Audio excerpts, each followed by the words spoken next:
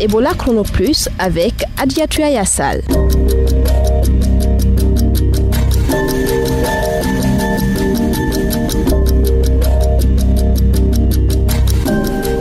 Vous écoutez Ebola Chrono Plus, bienvenue. Opération de sensibilisation sur l'utilisation du condom par les survivants d'Ebola. À Dubrika, une équipe de sages-femmes participe à la lutte contre Ebola. Afuamata nous en dira plus dans quelques instants. L'invité du jour, Marie Condé, conseillère sage-femme en appui à l'UNFPA, entendez, Fonds des Nations Unies pour la population au ministère de la Santé, nous parlera du renforcement des actions sur la santé maternelle et néonatale. Également dans cette émission, des explications sur le rôle des sages-femmes.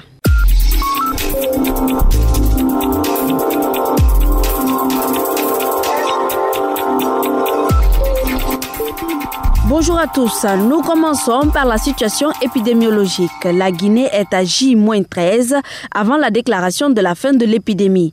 La coordination nationale de lutte contre Ebola préconise la vigilance et le respect des mesures de prévention, à savoir le lavage des mains, les enterrements sécurisés et la remontée des alertes lorsqu'un proche présente des signes similaires à ceux de la maladie à virus Ebola. Le compte à rebours devrait prendre fin le 28 décembre 2015. Médecins sans frontières recommande l'abstinence ou l'utilisation du condom aux patients guéris d'Ebola. Une opération de sensibilisation se tient en ce moment dans des anciens foyers du virus en Basse-Guinée. On craint en effet qu'ils puissent transmettre le virus même après avoir obtenu le certificat témoignant de leur guérison. Adèle Milimono est infirmière à Médecins sans frontières. Elle est au micro de Mohamed Koma. On est venu juste à la rencontre des personnes guéries d'Ebola sous des complications qui peuvent survenir après la guérison de la maladie. On les a juste dit que le virus peut persister dans certains liquides corporels et que la contamination n'est pas si grande, c'est tout un petit peu. Et ils doivent juste continuer à faire les mesures de prévention. Je pense que le message a été bien saisi quand même par les participants. Parce que le début c'était 3 mois, mais maintenant les recherches sont en cours. Ils ont dit jusqu'à 9 mois. Après 9 mois, ils peuvent aller se tester dans les centres de prise en charge des patients guéris. C'était Adèle Milimono, infirmière à Médecins sans frontières. Ebola Chrono Plus, Alexis Collier, Ebola Chrono Plus, Gekedo, Pa Mohamed, Ebola Chrono Plus, Conakry, Afuamata, Ebola Chrono Plus, Dubrika, Mohamed Kouma, Ebola Chrono Plus, Seguiri. Suivez toute l'actualité dans votre bulletin d'information. On vous le disait dans le sommaire, le taux d'accouchement assisté est en hausse à l'hôpital préfectoral de Dubrika. Cela est dû à la présence d'un groupe de sages-femmes formées pour prendre en charge les femmes enceintes. Afuamata a rencontré ces sages-femmes à Dubrika. Suivez son reportage. Il est 10 heures. Je suis à la maternité de l'hôpital préfectoral de Dubrika. Une femme enceinte en plein travail vient d'être reçue par l'équipe des sages-femmes. Sarah, sage-femme, enfile ses gants et porte sa combinaison de protection avant de toucher la patiente. Elle lui pose quelques questions de routine. Qu'est-ce qui t'a amené ce matin à l'hôpital? Je suis enceinte et mon ventre me fait mal. Ton ventre te fait mal? Oui, mais je ne suis pas encore arrivée à terme. Tu as ton carnet rouge? Sarah fait partie d'une équipe de sages-femmes déployée à Dubrika pour participer à la lutte contre Ebola auprès des femmes enceintes. Le docteur Cissé, directeur préfectoral de la santé à Dubrika. Il y a 2 localités précisément qui ont eu les sages-femmes, à savoir l'hôpital préfectoral de Dubrika et le centre de santé amélioré de Tanene, qui depuis plus d'1 an maintenant, ces sages-femmes sont là en train d'appuyer une structure sanitaire. Qu'est-ce qu'elles font concrètement? C'est-à-dire qu'elles consultent toutes les femmes, la surveillance de la grossesse chez les femmes. Le travail de Sarah va au-delà de la mission traditionnelle des sages-femmes. Elle parle d'Ebola à chaque patiente qu'elle reçoit. Quand les femmes viennent, on dit l'Ebola c'est réel. On les explique comment tu peux te contaminer, comment tu peux te sauver aussi. Est-ce que vous avez été confrontée à des femmes qui ont mal réagi quand vous leur avez donné ça? Oui, plusieurs fois. Quand les femmes paraissent, je prends l'exemple sur moi. Ma belle-sœur a été contaminée, mais elle est sauvée. Finalement, on devient maintenant amis. Ce travail n'est pas toujours facile. Elle rencontre souvent des cas suspects d'Ebola. Malgré qu'elle se protège, cela suscite en elle la peur. Ce jour-là, j'étais là, la femme est venue. Je dis, d'où viens-tu? Elle me dit, Tahene. Mais on s'est protégé, on est rentré au bloc, on a fait la césarienne. Après, maintenant, le résultat est venu, on dit c'est négatif. Vous avez eu peur? Ce jour-là, j'ai passé la journée ici, j'ai même refusé de rentrer chez moi. Le travail de l'équipe de Sarah a permis une hausse de la fréquentation de l'hôpital par les femmes.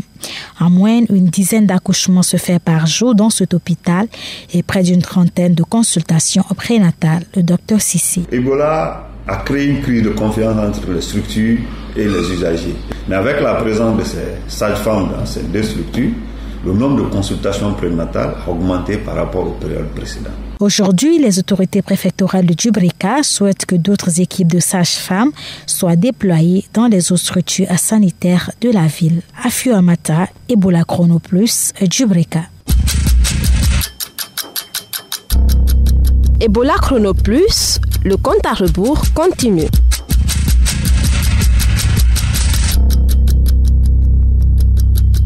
Korkaba, vous venez de suivre avec nous le reportage d'Afio Amata sur les sages-femmes de Djubreka. On comprend que le travail de ces sages-femmes est bien apprécié.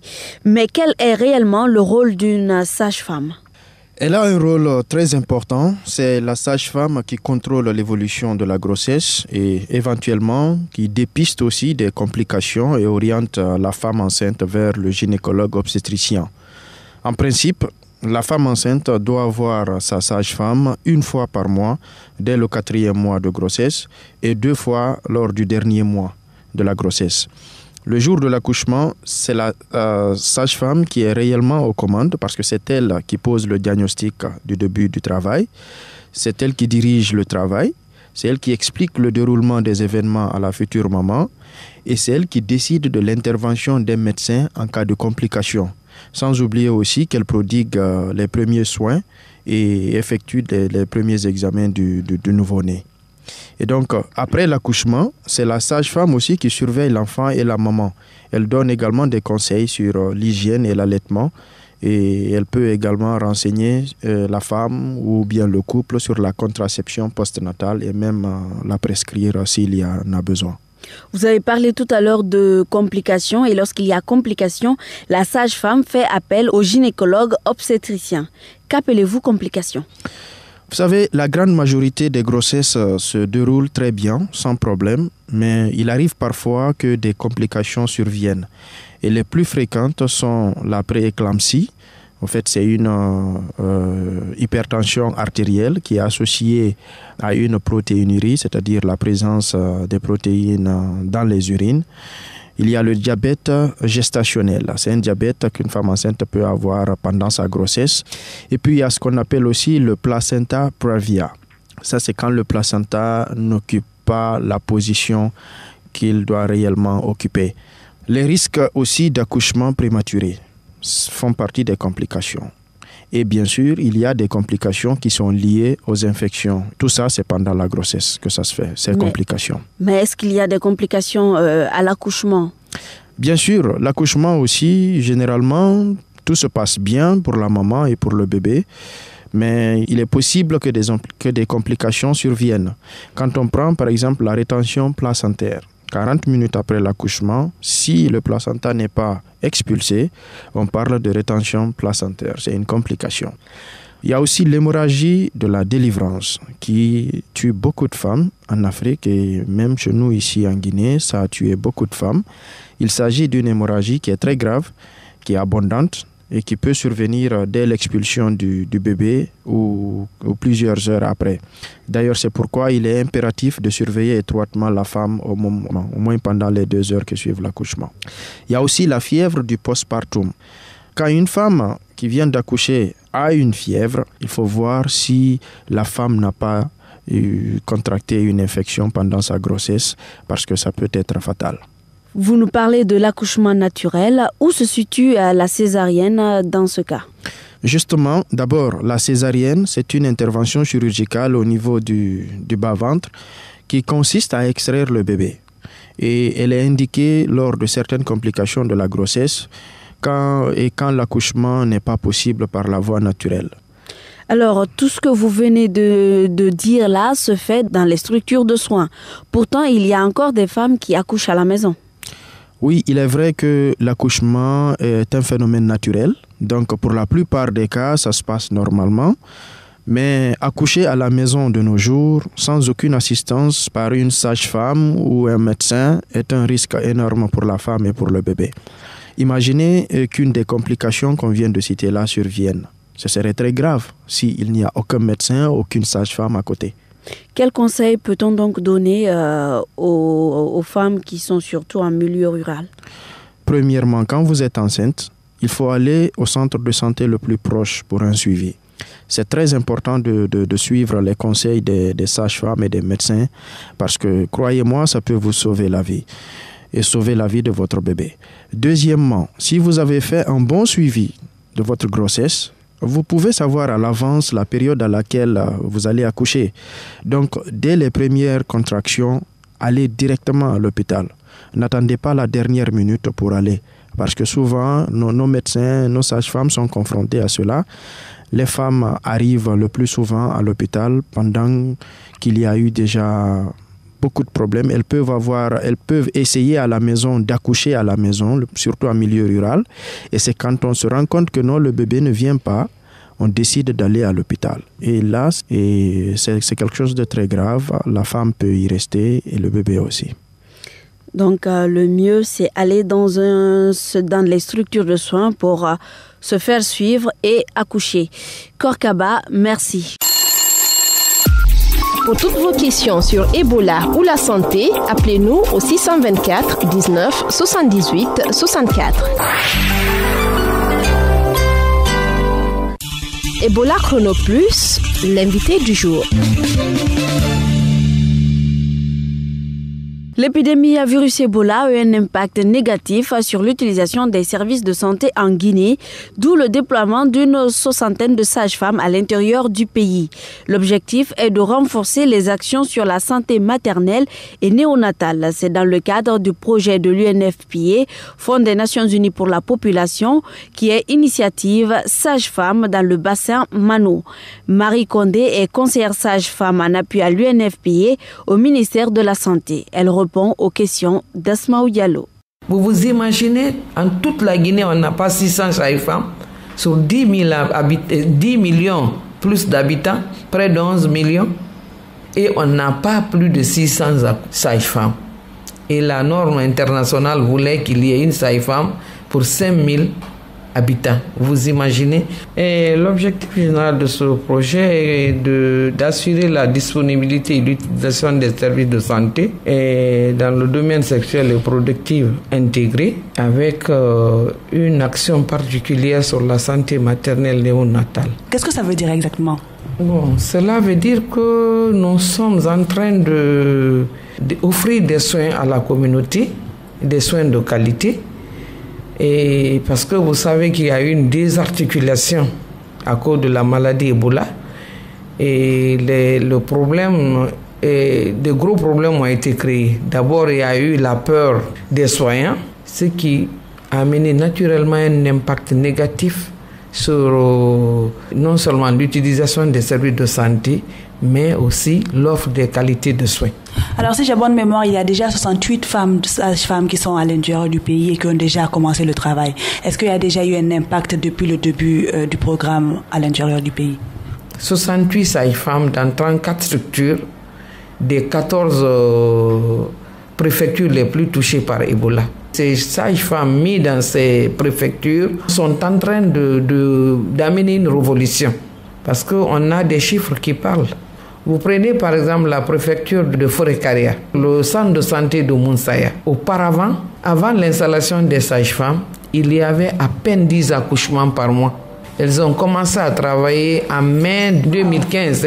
Elles sont maintenant entre 50 et 80 accouchements par mois. Quand vous prenez aussi Dialakoro, dans Mandiana. Il y avait à peine 20 à 30 accouchements, mais aujourd'hui, elles sont à plus de 100 accouchements au niveau des centres de santé. Kintinia, la même chose. Alors, elles sont 68 à l'intérieur du pays. Oui. Est-ce qu'elles vont rester à l'intérieur du pays? On a un besoin très accru de personnel de santé qualifié en termes de pratique sage-femme. Au fait, le projet appuie le ministère de la Santé qui a identifié des sages-femmes qu'elle a mis sur le terrain. Le plaidoyer qu'on fait, c'est que non seulement ces sages-femmes déployées puissent être maintenues et que aussi le nombre soit augmenté. Et ce qui serait vraiment un atout serait que ces sages-femmes puissent être maintenues, fidélisées dans leur lieu d'affectation. Donc le plaidoyer, c'est envers l'État, le gouvernement guinéen? Naturellement. Merci, docteur. Oui, merci bien. C'était Marie Condé, conseillère sage-femme en appui à l'UNFPA au ministère de la Santé. Ebola Chrono Plus, à vous la parole.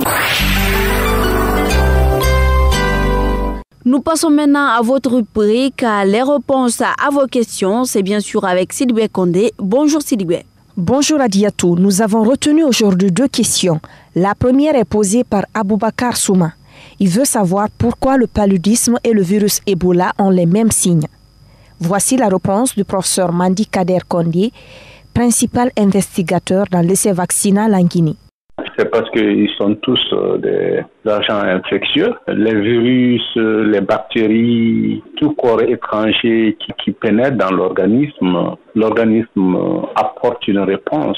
Et parmi ces réponses, c'est souvent des réponses comme la fièvre, comme la fatigue, comme les douleurs articulaires, qui sont des réactions qu'on appelle dans notre jargon systémique. Donc, c'est l'ensemble de ces signes qui donnent une idée pour dire qu'il y a un corps étranger dans l'organisme. Alors, ça peut être des parasites comme le paludisme, ça peut être des virus comme Ebola, ça peut être aussi d'autres maladies comme la fièvre jaune, comme la pneumonie. Les signes sont d'ordre général, mais qui ne sont pas spécifiques d'une maladie précise.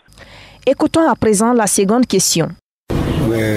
C'est M. Mohamed Lamine Biaï. Actuellement, nous savons que le soleil est très chaud, c'est très ardent. Les enfants ne tombent que malades. Il y a 17 ans, il y avait des vaccinations pour vacciner les enfants, pour les protéger contre des différentes fièvres. Mais actuellement, ça fait longtemps, il y a eu des laissements de vaccination au niveau des enfants. Que fait l'État actuellement et surtout notre ministère, qu'est-ce qu'ils font? Pour vous satisfaire, M. Biaï, j'ai tendu mon micro au coordinateur national du programme élargi de vaccination, le docteur Kami Tafsir Souma. Pour la vaccination systématique des enfants, notre cible essentielle, c'est des enfants de 0 à 11 mois. Et cet objectif, c'est juste nous permettre de vacciner tous les enfants contre les 9 maladies meurtrières en Guinée avant leur premier anniversaire. Et ces maladies meurtrières, nous avons des vaccins pour la polio. Donc dès que l'enfant naît, on met la polio. Aussi des vaccins contre la tuberculose. Donc on fait la tuberculose dès la naissance. Après, à 1 mois et demi, on fera encore une deuxième dose de polio. Après la première dose de Penta. Le Penta, c'est un vaccin qui lutte contre 5 maladies, à savoir la diphtérie, le tétanos, la coqueluche, l'hépatite B et toutes les infections à hémophilus, c'est-à-dire les méningites sur les enfants. Donc à 3 mois et demi, nous donnons justement non seulement la polio, toujours sa forme orale, mais nous venons justement d'introduire un nouveau vaccin qui est le VPI, le vaccin inactivé polio, mais injectable. On donne ça aussi à l'enfant. On fait aussi la 3e dose de Penta. À 9 mois, on donne la rougeole, on donne la fièvre jaune. Ça, on a ces vaccins qui sont disponibles dans notre pays. La deuxième stratégie, c'est les campagnes supplémentaires de vaccination. Ça, c'est dans le cadre justement de l'éradication ou de l'élimination ou le contrôle des maladies. C'est tout pour aujourd'hui. Continuez à nous écrire au 624 19 78 64. Vous aurez la réponse à toutes vos questions de santé. N'oubliez pas de mentionner votre nom, prénom et la ville d'où vous nous écrivez. Merci.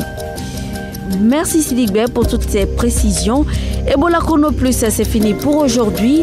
La rédaction en chef était assurée par Afiou Amata, la technique à Cabinet Sano, présentation Hadiatou Ayassal. Merci de votre attention et prenez soin de vous. Au revoir.